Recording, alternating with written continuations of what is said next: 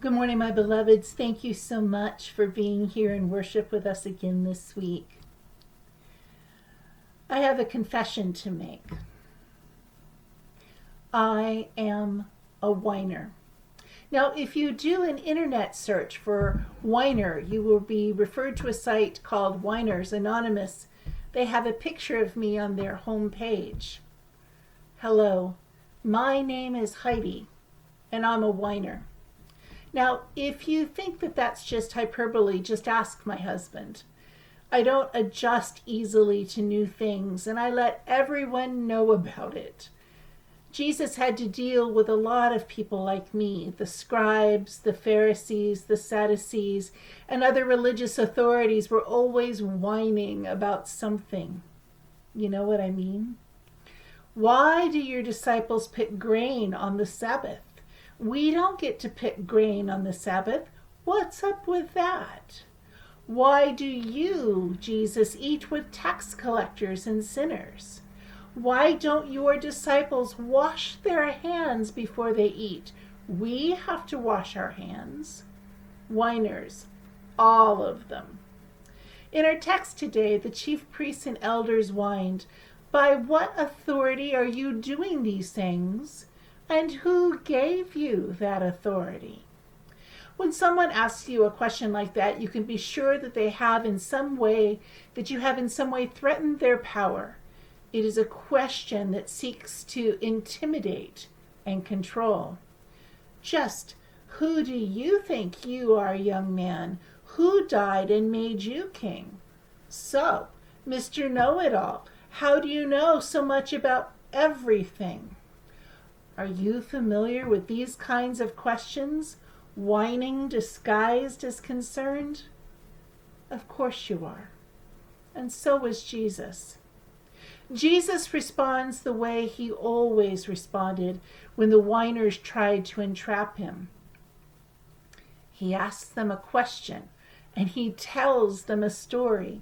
He doesn't get defensive. He doesn't try to explain or justify himself. He responds in a way that takes the wind out of their sails. Jesus tells them a story about the man who had 2 sons, both of whom he asked to go to work in his vineyard. The first said he wouldn't do it, but later did. The second said he would do it, but did not. Jesus asked the whiners who were questioning his authority, which son did the will of the Father? The one who said he would go to the vineyard and didn't, or the one who said he wouldn't, but actually did? Interestingly enough, these religious authorities who had said yes to God, but had not done the will of God, went away complaining and, well, you guessed it, whining. Jesus must have gone away from these encounters mumbling something to the effect, "When will they ever learn?" If Jesus were to tell this story to us today, he might again remind us, many of us who have said yes to follow Jesus have been erratic in our faithfulness, just like the religious authorities in our text. We're just so busy, it seems. Maybe after the kids grow up, maybe when the mortgage is paid off, maybe when we retire, maybe after we've done all the traveling we've been planning. When will we ever learn? Whining is not limited just to the New Testament either. Consider the Exodus passage we heard a few minutes ago. When the people of Israel came to that place in the wilderness where there is no water, and wonder, is the Lord among us or not? We've all been there, in that place in our lives when something essential for our well-being is no longer present. We lose a loved one. We get laid off from work. A marriage struggles. Children rebel and leave. We lose a sense of purpose. We become discouraged, depressed, spiritually hungry and thirsty. We find ourselves in the midst of a pandemic, and we wonder, is the Lord among us or not. Like these children of Abraham, Isaac, Jacob, and Joseph, we murmur and complain and whine. Our fear causes us to turn on each other and on our leaders. Even if we are the ones to blame, it is much easier to point a finger. Moses was an easy target. The people cried, "Why did you bring us out of Egypt to kill us and our children and livestock with thirst?" Moses could have reminded them, "What have you done for us lately, crowd?" who it was who had delivered them from slavery in Egypt, brought them miraculously through the sea, guided them each day with a pillar of cloud and each night with a pillar of fire, and provided manna and quails when they were hungry. But instead, he took it to God. I don't know about you, but I know I've been in that "what have you done for us lately" crowd probably more times than I care to admit. Each time some crisis comes, I'm tempted to panic, fearing all is lost. I whine and I complain about it to anyone I think might listen, including God. Or am I the only whiner and doubter who has complained about things like this? Now, remember what Moses does here. Moses takes it to God. He does not try to bear the responsibility all by himself. How many of us as church leaders, laity and clergy alike, have tried to carry too many church woes on our backs to our own and our church's detriment?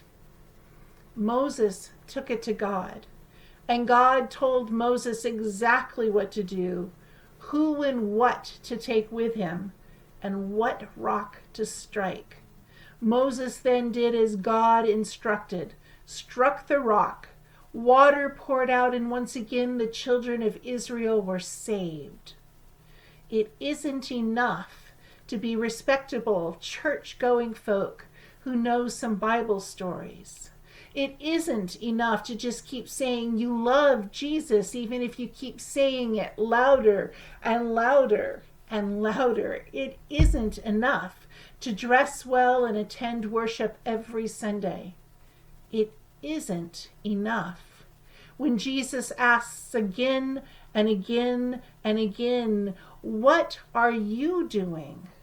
Who are you? What do you give to the world?" When attendance dips and the offering tally slips, we wonder if God is still among us. We forget that God, who provided for us in the past, will be just as faithful in the future. So I ask, where have all the whiners gone? I don't see any whiners. Do you? Well, I mean, besides me, since after all, I started with a confession that I am a whiner. It's been said that the most difficult journey for the gospel to make is the distance between our heads and our hearts. But sometimes I wonder if I missed out on my purpose in life through my whining and complaining, through merely offering platitudes in place of commitment.